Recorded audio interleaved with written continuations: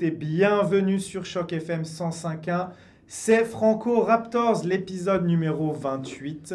Et comme là, c'est moi qui vole la phrase de Patrick, on ne change pas une équipe qui gagne. Salut à toi, Patrick. Salut Mike, salut à tout le monde. On est version playoffs. Version playoffs sans les Raptors, mais on va quand même trouver moyen de parler de notre équipe torontoise. Il y a eu quelques petits trucs qui sont sortis. Et justement, ça tombe bien, on va parler du sommaire du jour. Dans l'actu des Raptors, on va revenir sur le dernier épisode de Open Gym, qui était vraiment bien. On a vu le discours de Darko de fin de saison, celui de début de saison. On sait tout ce qui s'est passé entre. Et puis on va revenir là-dessus sur ce qui t'a marqué dans cet épisode, ce qui nous a marqué. Ensuite, on va revenir également sur Chris Boucher, qui a donné des entretiens à Lindsey Dunn et à William Lou. Donc on va parler un petit peu de la situation de Chris Boucher, même si on en a déjà beaucoup parlé, mais on va revenir sur les petites choses intéressantes qu'il a pu dire dans ces deux entretiens. Et ensuite, on va faire quelque chose qu'on va faire tout au long des prochains épisodes. On va faire un petit peu de fiction et on va se projeter sur quelle pourrait être la saison individuelle pour chacun des joueurs des Raptors. On va faire ça par 3 dans les épisodes à venir. Et aujourd'hui, on aura Scottie Barnes, Ochai Agbaji et Jonathan Mobo. On va faire à chaque fois un titulaire, un joueur du banc et un rookie. Essayer de se projeter quel pourrait être leur rôle la saison prochaine, comment ils pourraient évoluer, est-ce qu'ils vont percer dans l'équipe, est-ce que ça va être plus compliqué pour eux, est-ce qu'ils vont devenir All-Star pour les joueurs majeurs, voilà, tout ce genre de choses. Et en deuxième partie de l'émission, on est quand même en play-off, comme tu l'as dit Patrick, eh bien on va revenir sur nos anciens Raptors en play-off, et il y en a beaucoup qui ont brillé, donc c'est une belle occasion de parler d'eux, parce qu'on tient de toute façon aux anciens joueurs des Raptors, on les suit. On les suit, ouais. Ils ont marqué l'histoire du club pour un grand nombre de ceux dont on va parler. Il y en a, la plupart, ils sont champions d'ailleurs avec l'équipe, donc c'est une belle occasion de parler d'eux. Et bien on va lancer tout de suite l'actu des Raptors. L'actu des Raptors, c'est parti. Dans l'actu des Raptors, comme je le disais en introduction, on a cet épisode d'Open Gym qui revenait sur la saison, qui se projetait sur l'année prochaine un petit peu, qui revenait sur les 30 ans. Mais on a surtout eu ce discours de Darko Rajakovic qui est en ouverture. En fait, c'est le discours de la fin de saison. Et qu'est-ce que tu as retenu de tout ça? Parce qu'il y a le discours de début de saison aussi où il dit ce qu'on veut créer, c'est des habitudes. On est ici pour gagner le championship. Il a dit, oui. Si ça ne vous intéresse pas, vous pouvez sortir tout de suite. Ça, c'était assez dingue. Mais créer des habitudes et tout ça.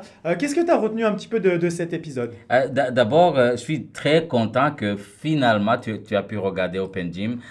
Je n'ai pas regardé beaucoup cette saison. Parce que moi, je n'ai raté aucun épisode. J'ai tout regardé. Celui-là, il ne fallait pas que je le rate. Surtout quand j'ai vu ta réaction. Donc, c'est vraiment intéressant ce qu'il a dit. Parce que c'était un discours de début de saison et on savait l'objectif de la saison des Raptors, c'était reconstruction. Mais au lieu de parler reconstruction, il parlait de championship. Mm-hmm. Donc, il disait que même si c'est une saison où on savait que le nombre de victoires n'allait pas être élevé, mais le but ultime, c'est le championship. Donc, ce qu'ils sont en train de faire, c'est justement ce que tu viens de dire, de développer des habitudes et que ça puisse aller vers le championship. Donc, ce sera pas... Donc, il était en train de leur dire, de leur montrer la vision. Ça peut être dans 2 ans, ça peut être dans 3 ans, mais le travail commence maintenant. Je trouve que c'était vraiment un bon discours au début et à la fin, parce que même l'équipe qui a gagné en 2019, ils ne l'ont pas gagné en une année. Mm-hmm. C'était des formations à long terme de Pascal Siakam, de Chris Boucher, de Norman Powell, de Fred VanVleet qui sont passés par la G-League. Exactement le même format qu'ils sont en train de faire maintenant. C'est celui qui les a fait gagner en 2019. Donc, je pense que avoir cette vision à long terme comme objectif, donc ça justifie ce qu'ils sont en train de faire maintenant. Et puis, pour revenir à l'épisode en général, j'ai bien aimé, parce que, bon, pour les gens qui ne savent pas de quoi on parle, Open Gym, c'est un documentaire qui va derrière les coulisses des Raptors, aux entraînements, aux voyages, aux matchs. Donc, on a un aperçu de ce qu'on ne voit pas. Même nous, en tant que journalistes, quand on les suit, il y a des choses qu'on ne voit pas parce que les producteurs, les caméramans de Open Gym, ils ont accès à tout. Ouais. Ils ont accès aux vestiaires, ils ont accès, ils voyagent avec les joueurs, ils sont à l'hôtel. Donc, ils nous donnent l'aperçu derrière la scène de ce qui se passe au courant de la saison. Et donc, dans cet épisode-là, ils montrent les joueurs en train de s'amuser, d'aller manger ensemble. Et ce que j'ai retenu, c'est le leadership de Scottie Barnes. Parce qu'il organise des dîners de groupe. Il organise des événements et puis il a amené Jacoby Walter faire du shopping. Ça, c'était vraiment intéressant de voir le leader de l'équipe qui prend le rookie pour dire « Allez, on va faire du shopping ». Et ça m'a rappelé ce que faisait Kyle Lowry. Kyle Lowry faisait la même chose. Il amenait les gens au dîner, il organisait des rassemblements chez lui quand ils allaient à Philly. Ils amenaient faire du shopping. Je pense qu'il a amené Norman Powell à l'époque. Donc, c'est des habitudes de leadership que j'ai pu voir du côté de Scottie Barnes. Mais même Scottie Barnes qui dit que dans toutes les équipes où il a été, c'est vraiment l'équipe où il y a vraiment cette amitié-là, la camaraderie et tout ça. Moi, j'ai trouvé ça que c'était vraiment intéressant. Je ne sais pas ce que tu as gardé de l'épisode. Mais c'est ça, et je crois que c'est même Darko qui le dit, qu'il n'avait jamais vu une équipe qui n'a pas gagné autant de matchs, mais avec une aussi bonne ambiance au sein de l'effectif. Et j'allais retenir la même chose que toi, c'est vraiment l'état d'esprit au sein de l'équipe. Et moi, ce que je retiens aussi dans le rôle de leadership de Scottie Barnes, c'est qu'il a dit on va intégrer Brandon Ingram, on attend beaucoup de lui, mais vous pouvez compter sur moi pour le pousser à devenir meilleur. Et ça, je trouve que c'est fort parce que Brandon Ingram, c'est un joueur plus âgé que lui. Scottie, il a que 23 ans. Ouais. Mais là, il prend son rôle de leader à cœur et il montre que c'est lui le patron de l'équipe. Il ne va pas te dire « Oh, Brandon Ingram, il aura les clés et moi, je vais être à son service. » Il a dit « Non, je vais dire à Brandon Ingram, je vais m'assurer que lui aussi, il rentre dans cette équipe et qu'il fasse le maximum pour être comme tout le monde, pour travailler et pour se mettre au niveau, pour progresser. » Le discours de Brandon Ingram aussi, c'est le même depuis le début, mais c'est intéressant de l'entendre là-dedans aussi. On sait qu'il est impatient de pouvoir jouer la saison prochaine. Et pour conclure, quand même, Darko Rajakovic a lâché une grosse bombe. Il a dit la reconstruction est terminée. Ouais. Il dit rebuild is over. Is over. Donc en un an, c'est fini le rebuild. Ouais. Et il a dit l'année prochaine, on a des ambitions et on veut retrouver les playoffs. Donc ça, je trouve que c'était intéressant quand même qu'il ait lâché ça parce qu'il ne l'a pas forcément dit en conférence de presse ou quoi que ce soit. Donc il a gardé un petit bonus pour Open Gym. Mais je ne m'attendais pas forcément à ce qu'il le dise comme ça. Il a dit « Rebuild is over. Prochaine saison, on va être compétitif. » C'est ce que nous, on disait un petit peu. Mais c'est ça. Là, c'est vraiment confirmé par le coach. Oui, c'est confirmé par le coach. Et puis moi, cette phrase-là, je me suis dit « Ah, enfin !» Parce qu'en regardant les playoffs cette année, je me suis dit même si les Raptors avaient voulu pousser vers les playoffs, ils avaient une place. Ouais. En play-in, ils avaient une place. Gagner une série ou deux, peut-être pas. Mais quand il a dit ça, j'ai dit OK, all right. Parce qu'ils ont l'équipe qu'il faut. Les jeunes, ils sont formés, ils ont eu l'expérience. Et là, en intégrant Brandon Ingram, en intégrant les repêchages qu'ils vont avoir, parce qu'on ne sait pas. Et donc là, on a une équipe qui peut pousser, surtout à l'Est. À l'Est, on a vraiment une chance. À l'Ouest, c'est beaucoup plus compliqué. Mais à l'Est, on a une chance de pousser, d'aller loin. Et donc, à entendre Darko, à entendre Scottie Barnes, à voir ce que les jeunes ont pu faire comme... moi, j'ai hâte vraiment que octobre arrive et qu'on commence à aller au match. Et puis, c'est vraiment intéressant. C'est vraiment intéressant de voir ce qui s'est passé derrière la scène qu'on n'a pas vue. Mais c'était une équipe où... Le résultat final importait peu. C'était juste l'esprit d'équipe. Et ça a commencé dès l'été. Ils ont fait beaucoup de rencontres aux États-Unis, en Espagne, ailleurs, pour justement développer cet aspect-là. Et puis pendant la saison, surtout au mois de décembre, c'était dur de voir ces défaites-là. Mais pouvoir garder l'équipe aussi soudée que ça, c'était génial de voir cet épisode-là. Yes. Et puis ils sont un peu revenus également pour conclure sur les différents événements qu'il y a eu durant l'année pour célébrer les 30 ans. Mais ça, d'un côté, l'épisode, je trouvais que c'était assez déséquilibré parce que on dirait qu'ils ont ajouté ça à la fin pour dire que ça fasse 30 minutes, mais je trouvais que c'était un peu en décalage avec ce qu'on avait vu avant, mais c'était sympa. Et puis à la fin, ils ont remercié tous les Tout le joueurs qui monde, ont ouais. participé dans Open Gym cette année, donc c'était assez cool. Et quand ils ont remercié, la seule chose que j'ai vue qui manquait, c'était Pascal Siakam. C'est vrai. Ils n'étaient pas dans ces épisodes-là. Il y avait les anciens, mais pas de Pascal. Je ne sais pas pourquoi. Il y a peut-être une raison, mais il n'a pas participé à cet épisode-là. Ouais. Ouais, c'est ça, il n'a pas participé. Je pense que c'était tous les gens qui ont participé tout au long de l'année. Et Mhm. même, il y avait des joueurs de l'effectif qui n'y étaient pas dans la liste. Mais je pense que c'est juste qu'ils n'ont pas été Peut-être, ouais. sollicités. Mais par exemple, il y avait Ulrich Chomche dans la liste Ouais. des remerciements. Mais c'est vrai, j'ai fait la même remarque, il n'y avait pas Siakam. Mais pour mémoire, quand Siakam est venu, même nous, ça a été compliqué de l'avoir. Je me rappelle, ils étaient en back-to-back, ils n'ont pas eu de shoot-around. Et même nous, on n'a pas pu l'avoir après le match parce qu'ils ont fait dans le vestiaire. Ils partaient vite, ils ne l'ont pas envoyé au podium. Ouais. Pas de shoot-around, pas de podium. Je me rappelle juste le premier match, on a pu le voir quand il rentrait au vestiaire, on lui avait dit bonjour. Mais en vrai, c'est la seule interaction malheureusement qu'on a eue avec Pascal Siakam cette année. Ouais, c'est ça.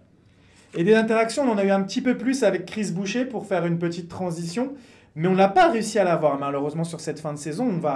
On va lancer les démarches puisque maintenant il n'est plus sous contrat avec les Raptors officiellement. Donc on va essayer de contacter ses représentants pour voir si on peut l'avoir comme Lindsey Dunn et comme William Lou ont réussi à faire.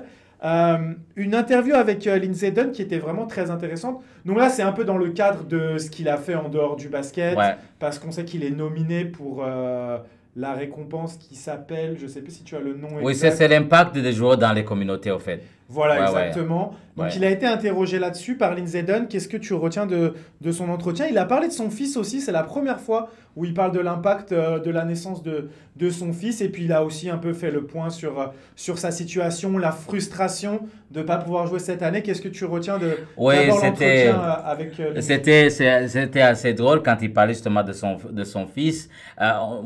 Le changement, je vois que c'est déjà un père impliqué. Parce qu'il disait, avant, je pouvais, un jour, il n'y avait pas mal, je pouvais me réveiller à 11 heures. Mais là, je n'ai pas le choix. Donc, à 6 heures, il faut que je me réveille, il faut que je fasse ça, ça, ça. Donc, ça change une vie, avoir un enfant. Et donc, le fait d'en parler, parce que Chris Boucher, c'est quelqu'un quand même d'assez discret. totalement. Il y a très peu qu'on sait de sa vie privée, mais là, il a ouvertement parlé. Et puis, c'est toujours un impact positif pour ces joueurs-là d'avoir un enfant. On l'a vu, Fred VanVleet en 2019, l'impact que ça a eu. Et puis, cette année, il y avait aussi Scottie Barnes qui a eu un enfant. Donc, l'équipe grandit. Mais c'était bien de voir comment il est à l'aise, il est tranquille, il sait où il en est par rapport à sa carrière. Donc, je pense que petit à petit, il va penser beaucoup plus à la famille, beaucoup plus que sa carrière, je me dis. Mais c'était bien de pouvoir au moins l'écouter, de voir ce que ça change dans sa vie d'avoir un enfant et une famille. C'était vraiment, c'était cute. Moi, j'ai bien aimé l'entrevue. Et ensuite, il est allé un petit peu plus loin chez William Lou.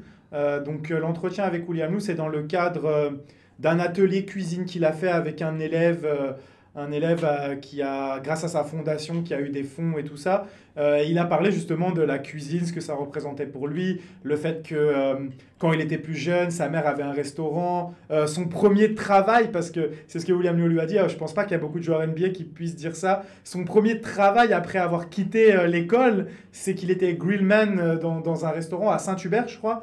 Il a dit, je faisais les grills à Saint-Hubert, et c'est assez drôle. Et puis ensuite, surtout, William Lou lui a parlé de est-ce qu'on reverra Chris Boucher la saison prochaine aux Raptors? Bien sûr, il n'a pas dit oui ou non parce que ça ne dépend pas forcément de lui. On comprend que sa volonté, c'est de rester. On sait qu'il va y avoir des négociations, que ça va dépendre du salaire que les Raptors vont lui proposer. Il a dit qu'il était en bon terme, en bonne discussion avec Masai Ujiri, que Masai avait dit aussi qu'il était appelé tous les jours par les autres clubs à son sujet. Donc, il sait qu'il va avoir des offres.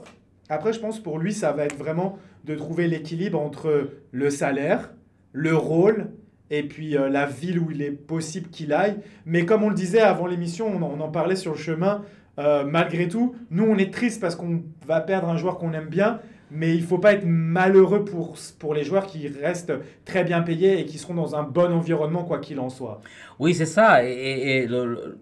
Je sais que la ligne de communication entre Chris Boucher et l'équipe, elle est toujours ouverte. Et puis même au courant de la saison, il en a parlé, puis Darko en a parlé, Masai aussi.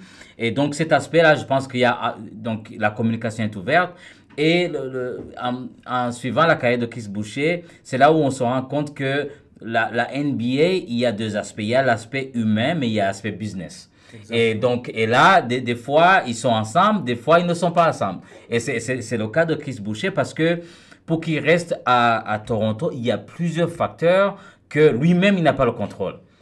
Lui-même, il n'a pas le contrôle. Le fait que ils ont signé Brandon Ingram, le fait que le nouveau contrat de Scottie Barnes, là, va entrer en vigueur.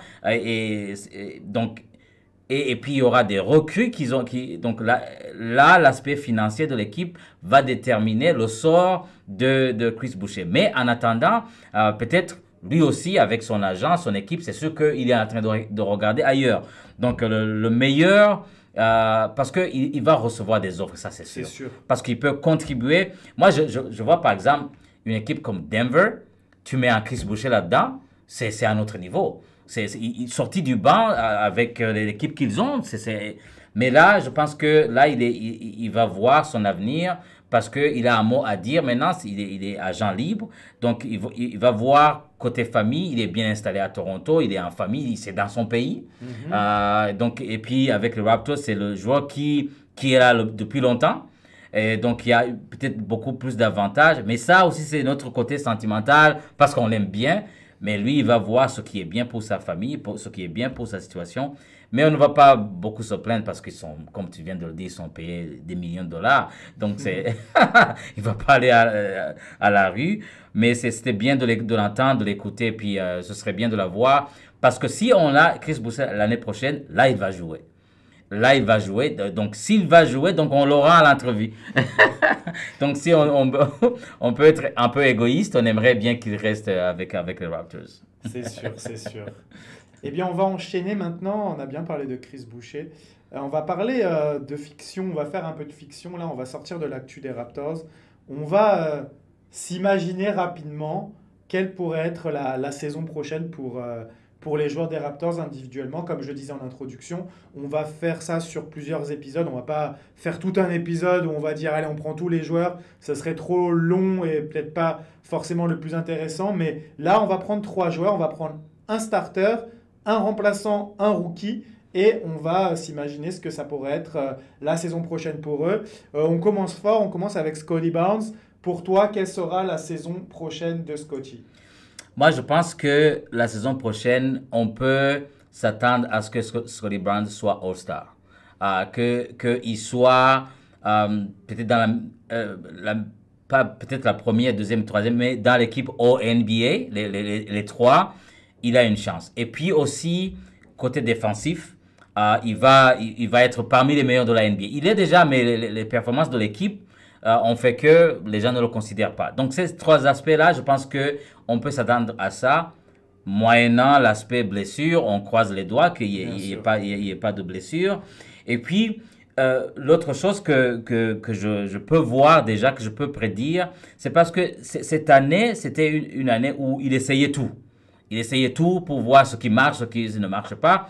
Mais je pense que cet été, là, il va travailler sur ses forces. Il va travailler sur ce qu'il voit déjà qui peut contribuer. Mais le fait d'être dans le système Darko, ça, c'est vraiment le système Scottie Barnes. Parce que tu es ouvert, il va te donner la passe.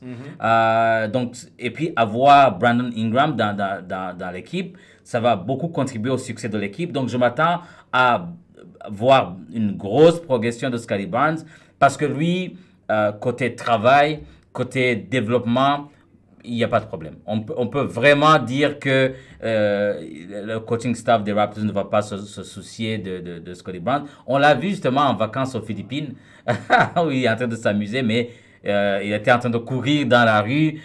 Donc, côté travail, il n'y a pas de problème. Moi, je m'attends à ce qu'il revienne comme All-Star, qu'il soit aussi dans les meilleurs de la ligue, côté All-NBA, et puis qu'il soit considéré comme l'un des meilleurs défenseurs de la ligue. Je m'attends à ça la saison prochaine.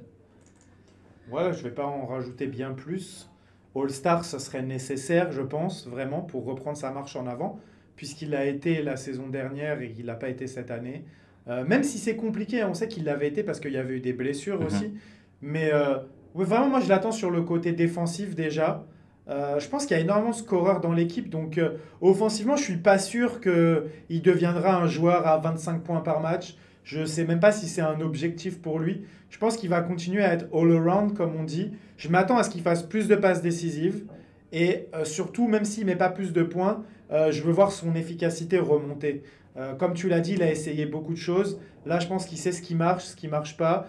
Ingram va lui apporter beaucoup d'espace. Quickly, en espérant qu'il soit là toute la saison, va lui apporter beaucoup d'espace. On verra ce qu'il en est de RJ Barrett. Est-ce qu'il sera titulaire? Est-ce qu'il sera avec la second unit? Est-ce qu'il sera plus là? Mais en tout cas, il y a une équipe autour de lui qui va lui permettre d'avoir des espaces. Le jeu avec Jakob Poeltl, poste haut, poste bas, j'ai envie de voir encore plus ça. Et voilà, je pense qu'il sera peut-être autour des 20 points par match, mais avec une bien meilleure efficacité. Je pense qu'il prendra moins de tirs à 3 points l'année prochaine. Le mid-distance, il faut qu'il l'utilise comme un contre et pas comme quelque chose qu'il fait en premier lieu. Je pense qu'il doit jouer beaucoup plus avec son physique et aller chercher des points à l'intérieur, sous le cercle, en force. Mais il l'a montré sur la fin de saison aussi, il en est capable de toute façon. Donc, après, l'une de mes interrogations, ça reste son jeu en pénétration. Parce que quand il y a eu les critiques de Matt Bonner, il y a répondu.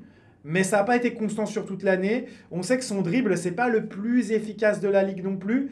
Mais quand même, quand il a envie d'y aller, il y va. Donc ça va être une des choses que je vais surveiller pour la saison prochaine. Les drives de Scottie Barnes, mais sinon, son jeu à l'intérieur, le jeu dos au panier, sa capacité à trouver ses coéquipiers, à être un connecteur, le rebond, la défense, tout ça, ça sera là. Et je prédis plus de triple-double l'année prochaine. Je pense qu'il va les faire. On va enchaîner avec Ochai Agbaji, mais on va prendre la pause parce qu'on est presque à une petite demi-heure.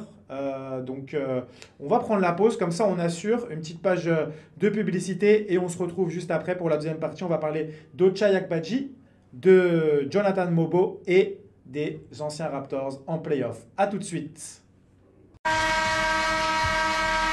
Nous sommes en pause. Si vous appréciez l'émission, pensez à vous abonner à notre chaîne YouTube de Choc FM. Activez la cloche pour ne rien manquer. Likez et commentez. Vous pouvez aussi retrouver ce podcast en rediffusion sur toutes les plateformes. Le nom, c'est bien sûr Franco Raptors avec vous, Patrick Biznavi et Mike Laviole, toutes les semaines, les samedis, à partir de 13h sur Choc FM. Nous sommes de retour pour la deuxième partie de cette émission et on continue à se projeter sur la saison prochaine des joueurs des Raptors. On va parler maintenant de Ochai Agbaji. Ça, c'est une grande question parce qu'il y a énormément de joueurs sur les postes d'arrière ailier. Les Raptors pourraient en repêcher, sauf s'ils décident de prendre Kaman Malouache. On va voir ce que ça donne. Pour info, la loterie, c'est le 12. Donc, ça va arriver très vite. Et là, on en saura beaucoup plus sur les profils que les Raptors pourraient repêcher. On fera des émissions spéciales avec des spécialistes d'envergure. Ils vont venir nous parler de tous ces joueurs-là parce qu'ils les connaissent beaucoup mieux que nous. Mais parlons d'Ochai Agbaji. Qu'est-ce que tu attends de lui la saison prochaine? Déjà, est-ce qu'il sera titulaire? Est-ce qu'il sera remplaçant? Est-ce qu'il aura du temps de jeu? Qu'est-ce que tu en penses? Titulaire, ce sera compliqué. Avec l'équipe qu'on va avoir, je pense que RJ va jouer le poste 2. Titulaire, ça va être compliqué, à moins qu'il y ait des blessures. Mais je m'attends à une autre progression parce que ça va être la deuxième saison complète qu'il va avoir avec les Raptors. Il est arrivé en mi-saison l'année d'avant. Cette année, il a joué toute la saison. Et l'année prochaine, s'il reste avec l'équipe, ce sera sa dernière en termes de contrat. Et donc, je m'attends à voir un autre niveau. Parce que l'avantage de Ochai Agbaji, il est très athlétique. Il est très athlétique, il est bon défensivement.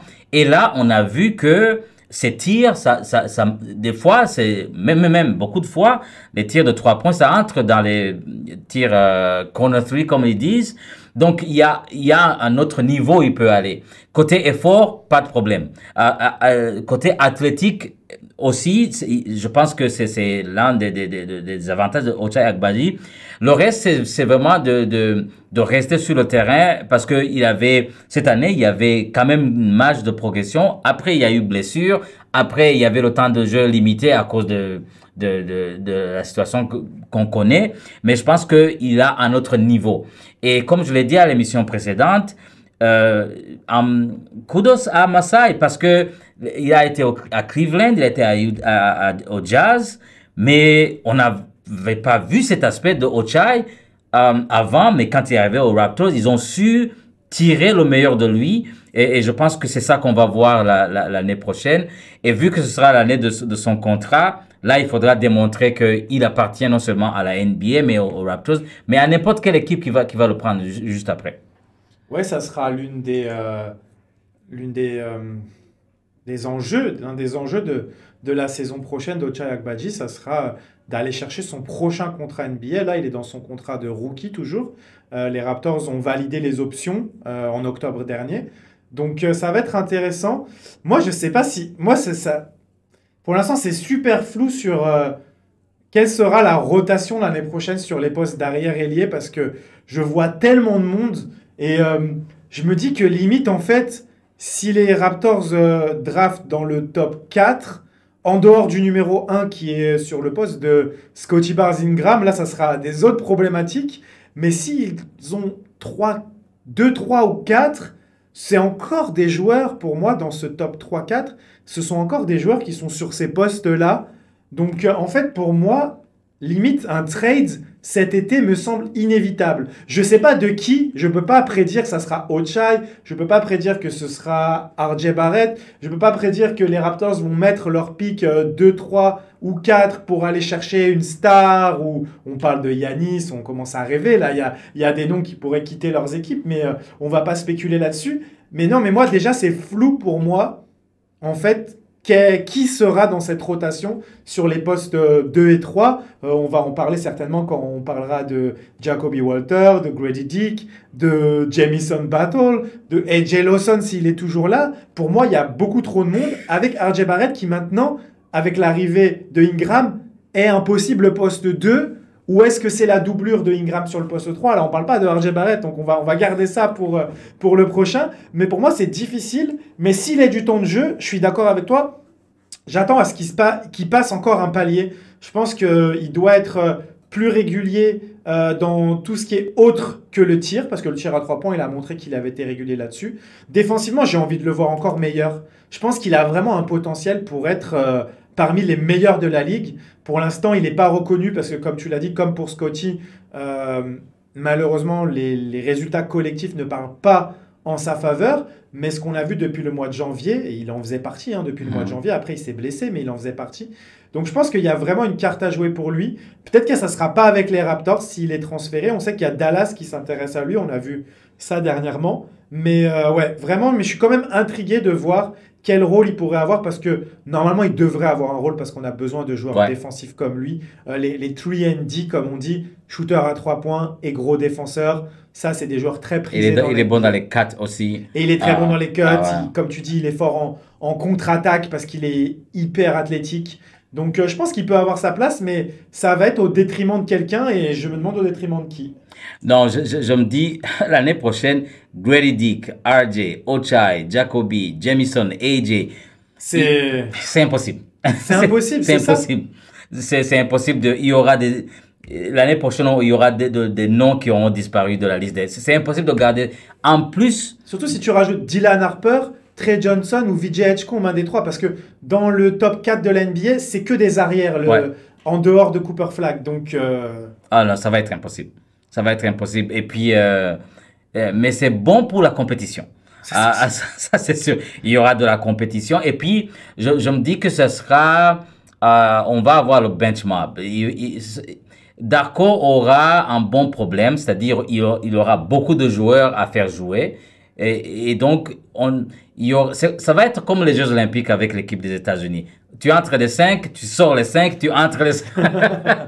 tu entres les... Mais avoir tout ce beau monde-là sur la liste, ça va être vraiment compliqué d'avoir tout le monde. Donc, il y aura certainement des trades. Mais ouais, c'est vrai. Et puis surtout qu'à l'inverse, si tu regardes les joueurs de front courte, bah, ça paraît un peu démuni. C'est pour ça qu'on se dit, la logique pour les Raptors, ça serait de drafter un pivot. Mais le truc, c'est que si tu as un top 4, tu sais que tu vas pas drafter au besoin parce qu'il y a des joueurs beaucoup plus talentueux dans ce top 4 que Kaman Malouache et que Derek Queen, qui sont les deux centres du top 10 qui sont des possibles renforts pour les Raptors. Mais si tu n'as pas si tu as un top 4, tu peux pas parier sur Kaman Malouache dans le top 4, par exemple.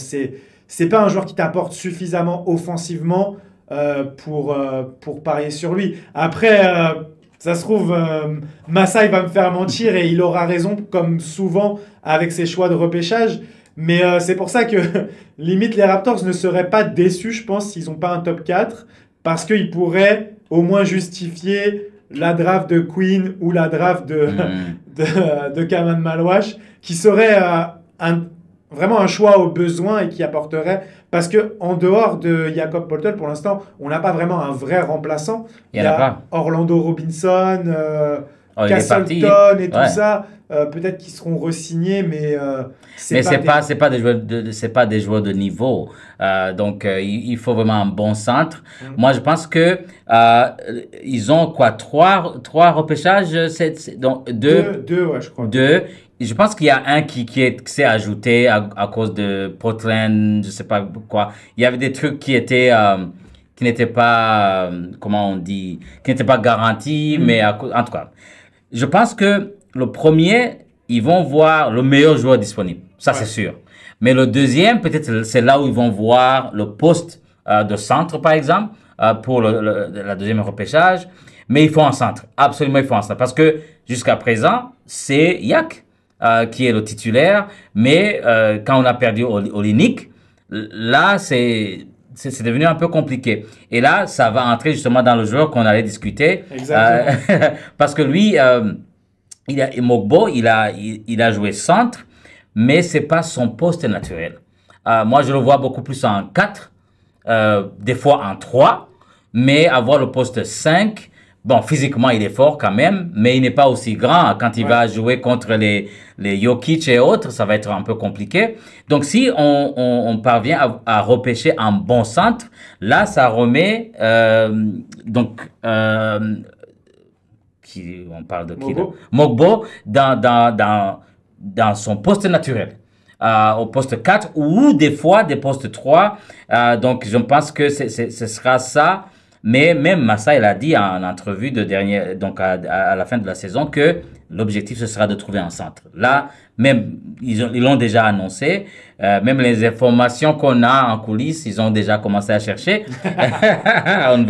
On va pas dire en détail, mais c'est sûr que ça va impacter le jeu de Mogbo. Je sais pas ce que tu en penses. Ouais, mais pour revenir sur Mogbo, quand même, ce que je voudrais dire, c'est qu'en fait, son poste naturel, c'est 5. À la fac, il était 5. À la fac, oui. Mais comme je t'avais expliqué la dernière fois, il jouait dans une conférence où les 5 ne sont pas de grande taille. Donc, je te rejoins sur le fait que le poste que les Raptors veulent le faire jouer, c'est pas le poste 5. Ça, on est d'accord là-dessus. Ouais. Je pense qu'ils veulent le faire jouer en 4. En fait, pour moi, c'est une doublure parfaite à Scottie Barnes, en fait. Parce que c'est une sorte de Scottie Barnes moins fort, mais qui a quand même des talents défensifs. Un potentiel, oui. Qui a des qualités de passeur et qui est agressif vers le cercle, on l'avait dit dans notre évaluation. Sans avoir joué beaucoup de matchs avec les Raptors, c'est le joueur qui a le plus dunké. Donc il est quand même à l'aise face aux raquettes denses de la NBA. Petit à petit, c'est venu pour lui. Donc justement, à quelle saison tu t'attends pour Mogbo? Et c'est vrai qu'il faut le souligner, on parlait de Chris Boucher tout à l'heure. Si un centre est signé que Mogbo déplacé en 4, ça laisse moins de temps de jeu pour Chris Boucher. Donc ça peut être aussi l'une des raisons pour lesquelles Chris ne serait pas là l'année prochaine. Mais toi, quelle saison prochaine tu vois pour Mogbo? Oui, c'est ça. Mogbo, c'est l'une des raisons pour lesquelles on n'a pas vu Chris Boucher cette année, parce qu'on voulait voir justement Mogbo. Je pense que Mogbo, il a eu la chance cette année, non seulement d'avoir du temps de jeu aux Raptors 905, mais aussi d'avoir du temps de jeu aux Raptors. Et puis, il a montré beaucoup de qualités.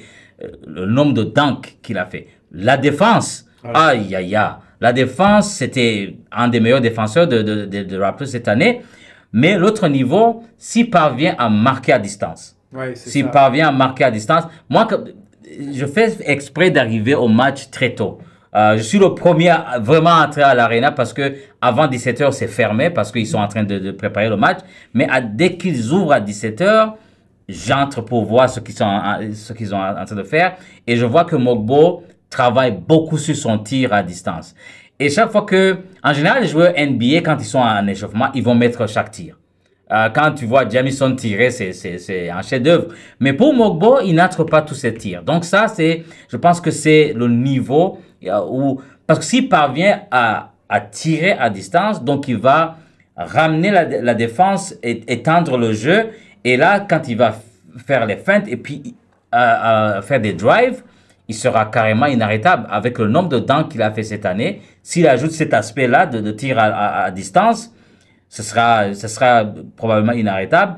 Et l'avantage qu'il a, c'est sa deuxième année. Il est encore jeune. Physiquement, il est imposant. Donc, je pense qu'il a une marge de progression à faire. Il a eu la chance de montrer ce qu'il pouvait faire. Mais il y a un autre niveau l'année prochaine. Bah, ce que tu dis, c'est clairement ce que les Raptors attendent de lui. Ils veulent vraiment qu'il développe son tir de loin. Ce qu'on a vu, c'est qu'il en a pris pendant les matchs. Il y a des matchs où il les a mis aussi. Ouais. Hein. Des matchs où il a été quand même pas mal adroit à 3 points. Donc ça, c'est vraiment positif. Et puis, comme tu dis, quand il va attirer les défenseurs, les close-out, comme on dit, il pourra driver. Et l'avantage qu'il a, c'est que c'est un bon passeur. Donc si le dunk n'est pas ouvert, qu'il y a l'aide défensive du centre, il pourra trouver Yak ou n'importe quel joueur dans le dunker spot ou un autre joueur qui coupe. Donc ça, c'est vraiment très très intéressant. On l'a vu, il a fait 2 triple-doubles sur la fin de saison. C'est assez impressionnant. Il s'est trouvé dans son rôle petit à petit. Donc ouais, c'est très intéressant de voir l'évolution de Mobo. Pareil, on va attendre de savoir qui on va repêcher pour peut-être moi pour que je me projette un petit peu plus sur son rôle. Mais je pense qu'avec ses qualités défensives, c'est sûr qu'il aura du temps de jeu à un moment ou un autre. Il faudra qu'il saisisse sa chance. Si c'est en poste 4, on verra selon si Chris est resté ou pas. Parce que malgré tout, si on veut être compétitif la saison prochaine, Chris Boucher, comme tu le disais, il aura sa place.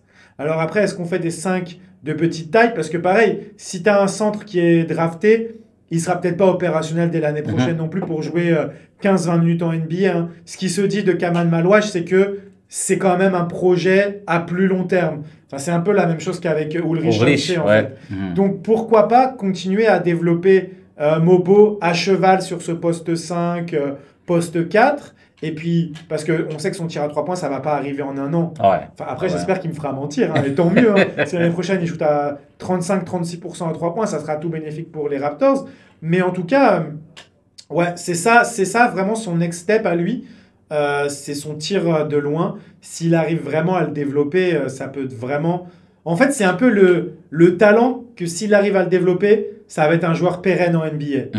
S'il ne le développe pas, ça peut quand même être compliqué par rapport à sa taille, si ça reste un poste 5, parce que maintenant, les 4 qui ne shootent pas, c'est très rare. On voit même Aaron Gordon du côté de Denver, il prend beaucoup de tirs à 3 points. Ouais. Il ne les met pas tous, mais il y a toujours ce jeu avec Jokic dans le dunker spot. Mais quand même, pour écarter le jeu pour Jokic, on voit qu'il s'écarte. Ouais. Donc, il y a besoin d'avoir ce tir. Et c'est bien qu'ils aient essayé de le développer dès la première saison, parce que, par contre, Mobo, ce n'était pas du tout un shooter à l'université. Hein. C'est l'un des joueurs qui a mis le plus de dunk de toute l'histoire de la NCAA sur une saison. Lui, c'était vraiment dunk, finition, pick and roll, et c'était pas du tout un shooter. Donc c'est déjà très très bien qu'ils aient commencé à développer son tir. Oui, et puis la NBA, c'est très différent de championnat universitaire, parce que la NBA, chacun est donné un rôle. Exact. Et on te dit, voici ton rôle, tu ne vas pas au-delà de ce qu'on te demande de faire. Donc, ce sera à lui de développer les autres aspects, mais aussi de comprendre ce que les Raptors veulent de lui. Est-ce que les Raptors veulent de lui quelqu'un qui va tirer à distance? On ne sait pas, mais comprendre son rôle et développer les autres aspects. Parce que je me rappelle, un des épisodes de Open Gym, justement, Pascal Siakam disait que quand il est arrivé aux Raptors, on lui a dit, tu ne fais rien, tu prends le rebond, tu cours. C'est ça. Tu prends le rebond, tu cours, car Lowry va te trouver. Donc, sa première saison, c'était ça. Mais Pascal ne s'est pas limité à ça. Exact. Il a beaucoup travaillé dans les coulisses, d'autres aspects de son jeu. Et quand Nick Nurse est venu, lui, il savait que Pascal pouvait faire au-delà de courir, de faire le rebond et d'être le joueur qui va amener de l'énergie. Nick Nurse étant l'assistant qui travaille avec lui, il a vu Pascal développer d'autres aspects. Et puis quand il est venu coach, il lui a dit, OK, toi tu vas être l'option numéro 2 ou bien l'option numéro 3. Après, il est devenu All-Star. Donc, ce sera vraiment à lui de comprendre ce que les Raptors veulent de lui et de le faire très bien parce que c'est comme ça qu'il aura sa place, mais de pouvoir développer d'autres aspects de son jeu qui peuvent venir un peu plus tard. Et l'un des aspects, c'est justement le tir. Parce que c'est un des aspects qui manque à son jeu. Et là, il a tout l'été pour développer ça. Et puis, on va voir ce que ça va donner la saison prochaine. Ouais, c'est très intéressant le parallèle que tu fais avec Siakam. Après, le Siakam, c'est l'exemple type du role player qui a dépassé ses fonctions, mais il l'a fait très vite et c'est Nick Nurse, n'empêche, qui a vu ça en lui parce qu'on ne s'attendait pas du tout à ce que Siakam soit le titulaire au poste 4 de la saison du titre. Il faut rappeler que la saison avant, Pascal Siakam, c'était un remplaçant, comme tu dis, qui courait, qui prenait des rebonds et qui défendait.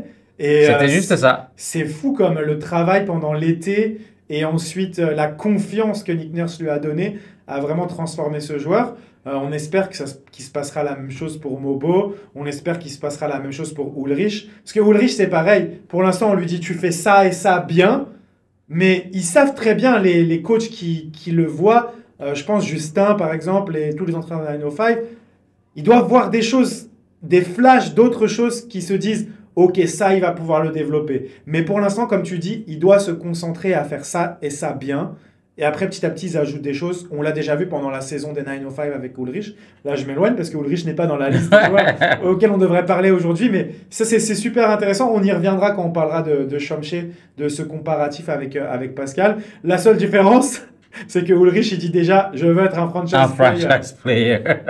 Donc lui, il est déjà conscient de son talent. On espère que ça va plus le pousser vers le haut que lui donner de trop grandes ambitions et qu'après, il se sente frustré s'il ne devient pas un joueur majeur comme ça. Mais je pense qu'il a la bonne mentalité. Oui. Il le dit pas en plaisantant parce que c'est vraiment ce qu'il veut, mais je pense que ça va le pousser vers le haut. Ouais.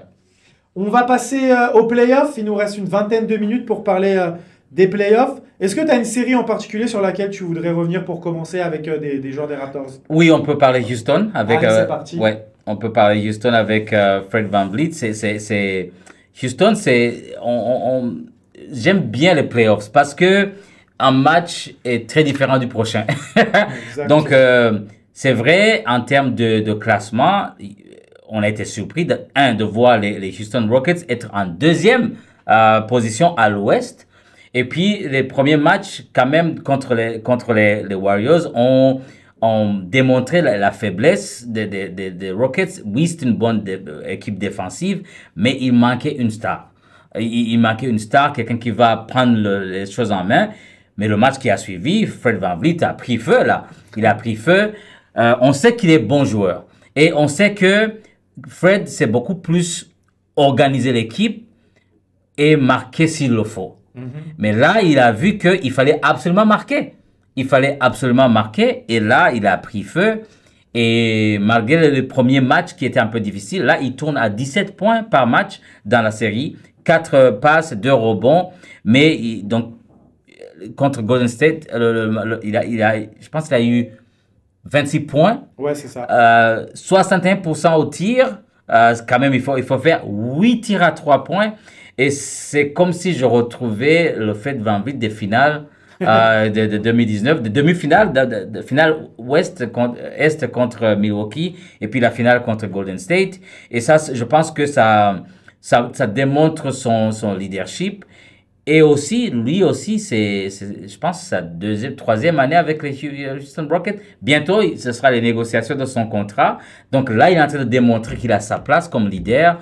Et donc, si les Rockets peuvent aller loin, ce sera essentiellement grâce au leadership de Fred VanVleet. Je ne sais pas ce que tu as pu observer de ton côté. Alors déjà, comme on enregistre le vendredi et que le match a lieu le vendredi, ça se trouve au moment où vous écoutez cette émission, les Rockets seront éliminés. Peut-être, oui. Non, oui, c'est vrai, c'est ça, VanVleet. Mais l'avantage normalement de VanVleet dans cette équipe, même s'il n'y a pas de star, normalement on n'attend pas de lui que ce soit le scoreur majeur de cette équipe. Là où il a brillé avec les Raptors, c'était pas le scoreur majeur pendant les séries. Quand il était à côté de Kyle Lowry, on n'attendait pas à ce qu'il soit le numéro un. Et d'ailleurs, après les saisons suivantes, alors oui, il a été All-Star, mais on se rappelle qu'après le All-Star break, il avait connu un très très gros coup de mou. Et ensuite, il n'avait pas été au niveau pendant les séries. C'était, si je dis pas de bêtises, c'est l'année où on va en série contre Philadelphie, qu'il est All-Star et qu'après, il baisse carrément de pied. Là, cette année, il a suivi le chemin inverse. Il a très très mal débuté la saison. Il n'était pas adroit et tout. Ça a été mieux sur la fin de saison. Il a très très mal débuté les playoffs. Ça commence à aller mieux. On va voir quel match il a fait ce vendredi soir. Et puis les Rockets, c'est vrai, ça manque de mouvement collectif, je trouve, mais ils ont quand même rectifié le tir. Comme tu le dis, c'est vrai qu'un match n'est pas le même. Dans une série, les matchs ne sont pas les mêmes. Parce que moi, la dernière fois, on parlait du match 1 et c'est vrai que ça avait été catastrophique. Mais depuis, ils ont quand même pas mal rectifié le tir. Il y a eu des bons matchs de Sengun. Il y a eu un excellent match de Green. Green qui est l'équivalent de Gary Trent Jr., j'ai l'impression. Il fait un bon match offensif tous les 4 matchs. C'est dommage parce qu'il avait vraiment une belle occasion de se montrer comme étant la star de cette équipe de Houston pendant ces séries. Et malheureusement, il va être candidat, à mon avis, cet été à un trade pour récupérer une star. Parce que, comme tu l'as dit, c'est vraiment ce qui manque du côté de Houston. Ouais, c'est ça. Green, il voyait ça comme la future star des Rockets. Mais les playoffs, c'est un peu délicat parce que tout le regard est sur toi. Et puis les coachs adverses vont faire un plan de jeu qui sera de te stopper. Exactement. Et là, il n'a pas eu ce qu'il fallait pour aller à un autre niveau. Donc, c'est pour ça que Van Vliet est obligé d'être scoreur parce que Green étant la première option, il ne le fait pas. Donc, si les Rockets décident qu'ils veulent aller vers un titre, sûrement que Green ne sera pas avec l'équipe. Parce que pour avoir quelqu'un comme Kevin Durant, une autre équipe, non seulement va avoir besoin d'un bon joueur qu'ils peuvent développer donc avec le temps, et aussi Houston Rockets, je pense qu'ils ont beaucoup de pics qu'ils peuvent donner en plus de Green. Donc c'est pour ça que des fois Van Vliet est obligé de jouer un rôle de scoreur qui n'est pas le sien. Mais statistiquement cette année, les Rockets ont bien joué avec Van Vliet dans les 5 de départ que lorsqu'il n'était pas présent. Donc au moment où vous nous écoutez, peut-être ils sont éliminés, mais s'ils ont gagné, c'est que Van Vliet a eu une partie de la victoire. C'est vraiment leur leader et puis c'est comment diriger cette équipe. Mais je pense que le héros des Rockets, c'est leur coach, carrément. Parce que quand il est arrivé, c'était une équipe où il n'y avait que des jeunes. Ils sont toujours jeunes, by the way, mais sa première saison, on a vu le développement. Mais deuxième saison, on ne s'attendait pas qu'il soit deuxième à l'ouest, encore plus. Donc, c'est ça. Donc, belle performance de Fred VanVleet quand même qui montre pourquoi il est payé autant. Parce qu'il tourne à presque 40 millions par an. Donc, c'est quand même une bonne série pour lui. Ouais, et puis pour compléter, c'est vrai que les Rockets, ils n'ont pas vraiment de meneur derrière lui. Je crois que c'est le frère de Holiday, mais qui n'est même pas tout le temps dans la rotation en plus, ça. Le frère de Joe Holiday. Et ils vont essayer de développer, à mon avis, le jeune... alors, je me trompe toujours, je crois que c'est Amen Thompson qui est chez eux. Ils vont essayer de développer Amen Thompson en tant que meneur titulaire, mais pour l'instant, Amen Thompson, ça reste un joueur... quand même que tu vois, c'est un peu un combo guard, c'est pas forcément un organisateur. Mais il est excellent en défense. Il est excellent en défense, il est très athlétique lui aussi, il peut finir au cercle énormément de façons. Mais c'est vrai que quand Van Vliet n'est pas là, c'est compliqué dans l'organisation du jeu. Et on sait en plus que leur système de jeu offensif, c'est pas non plus, c'est pas du Darko Rajakovic, c'est un peu comme Nick Nurse à l'époque, c'est beaucoup d'individualité. Mais comme ils n'ont pas les grosses individualités, parfois il y a besoin d'un Fred VanVleet pour mettre de l'ordre là-dedans. Mais très intéressant. J'espère qu'ils auront gagné et qu'on aura droit à un match 7 parce que c'est une série formidable avec Brooks face à Draymond Green, Brooks contre Jimmy Butler, contre Steph Curry aussi avec les petites fautes un peu dirty, là on en parlait tout à l'heure. On va passer à une autre série si tu veux bien. Je ne sais pas si on aura le temps de parler de toutes, donc je vais te l'imposer la suivante. On va parler des Clippers avec Norman Powell et Kawhi Leonard qui ont arraché le match 7. Qu'est-ce que tu penses de cette série et de la performance de ces deux joueurs? Déjà, ce qu'on peut dire, c'est qu'on est en train de retrouver le Kawhi des Raptors. Oui. Peut-être pas à ce point, mais en tout cas, un excellent Kawhi. C'est la première année depuis 2019-2020 que Kawhi est en bonne santé pendant les playoffs. Ouais. Parce que avant, c'était vraiment compliqué. Donc, cette année, on voit vraiment la valeur de Kawhi dans l'équipe. Non seulement il est énorme en défense, mais en attaque, c'est une machine. Il a ses spots. Quand il va, en fait, son talent, c'est qu'il sait exactement ce qu'il va faire et personne ne peut l'arrêter. C'est ça. Et personne, si c'est mi-distance, je sais pas qui a dit que le tir à mi-distance est de retour. Parce que maintenant, avec la Ligue, c'est les 3 points, 3 points, 3 points. Il restait juste DeMar DeRozan pour le tir à mi-distance. Mais là, Kawhi, c'est un chirurgien. Il le fait avec efficacité. Et donc, avoir Kawhi, James Harden et Norman Powell, on va en parler, qui a eu sa meilleure saison de carrière. Et moi, je m'attendais à ce qu'il soit All-Star cette année.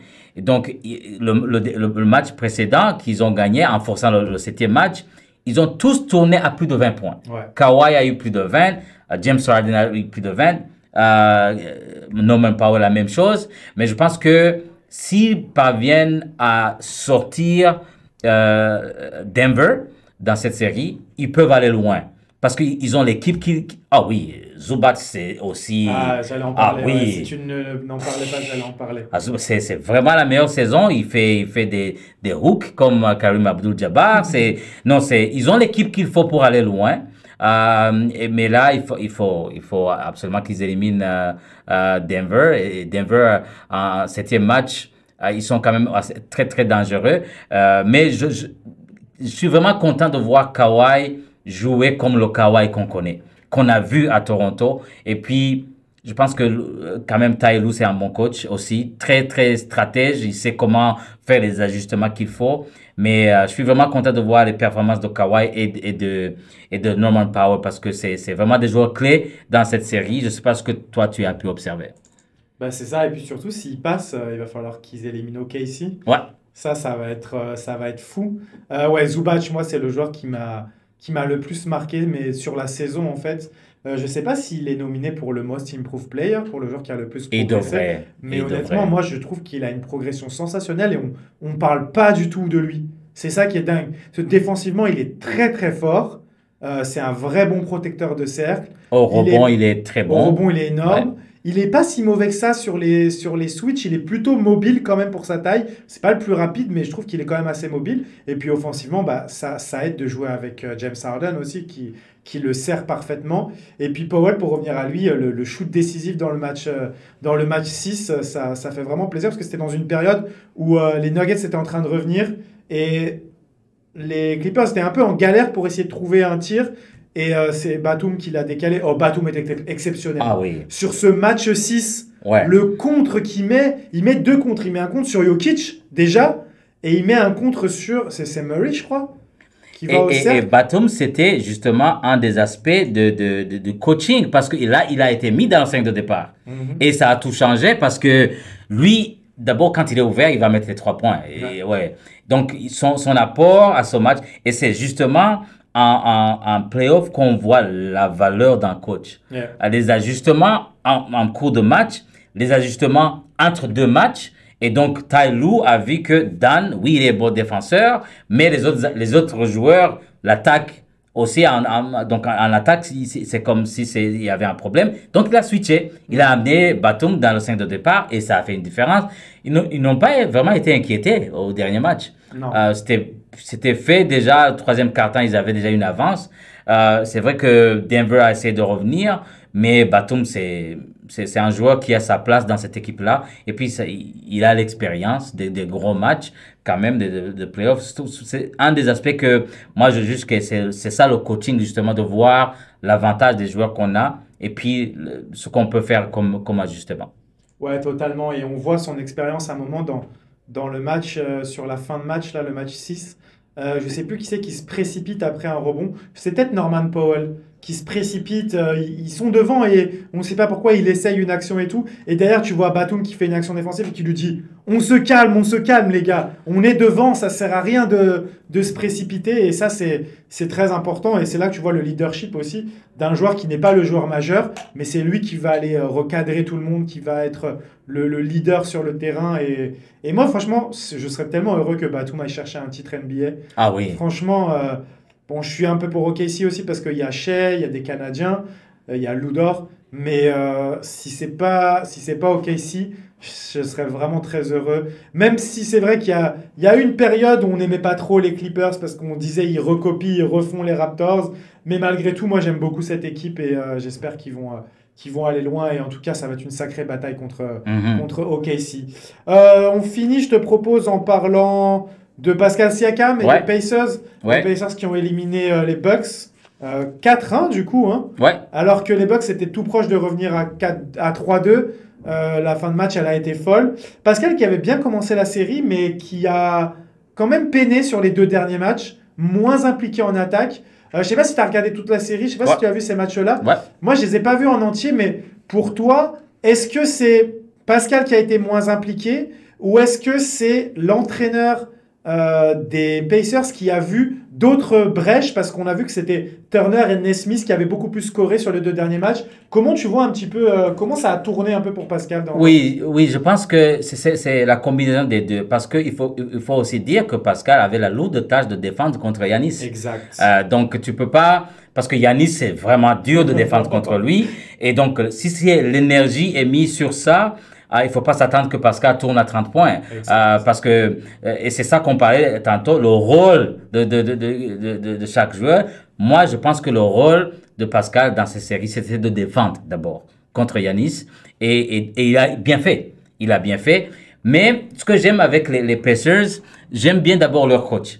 Parce qu'il faut dire que leur coach, c'est lui qui a gagné le titre avec Dallas.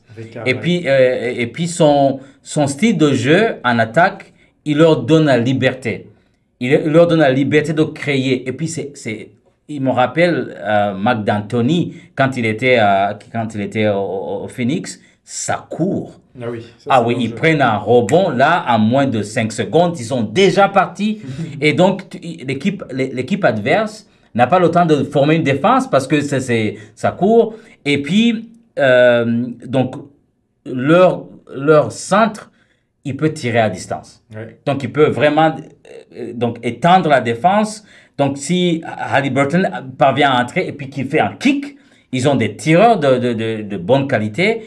Et moi, j'étais vraiment surpris que les Bucks ne puissent performer autant. 4-1, pour moi, c'est une surprise. Je m'attendais à ce que ça soit serré. Mais en termes de Pascal, je pense que son rôle premier, c'était de défendre contre Giannis. Et puis, quand même, 19 points, c'est pas peu. Non, je pense que c'est le meilleur marqueur de l'équipe. C'est ça. Mais ils ont quand même de bons joueurs.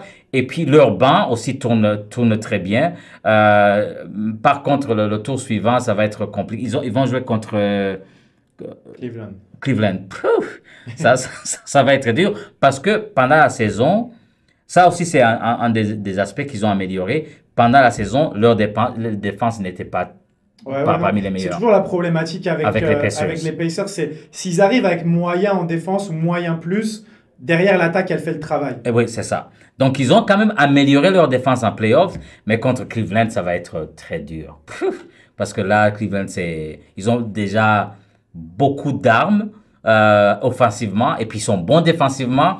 Donc, ça va être compliqué. Mais quand même, Pascal, il a bien joué contre Milwaukee, sûrement contre Giannis, qui a quand même tourné à 30 points, un peu plus de 30 points. Donc, c'était une lourde tâche. Donc, c'est ça que je retiens de cette série-là. Ouais, je te rejoins. Je pense qu'il s'est fatigué au fil de la série. Et de toute façon, il y a tellement d'armes offensives du côté d'Indiana qu'au final, c'était pas grave. On aura l'occasion de parler de OG et des Knicks lors d'un prochain épisode, puisque les Knicks sont passés contre Détroit. On va se quitter là-dessus parce que le temps presse.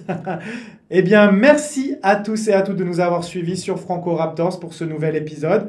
Et on ne vous quitte pas, on sera là pendant l'été, il y aura des petites pauses certainement, des petites rediffusions, mais en tout cas, on est là jusqu'à la fin des playoffs. Merci à toutes et merci à tous de nous avoir suivis. Patrick, merci à toi. Let's go Raptors! Comme on est toujours construit, let's go Raptors!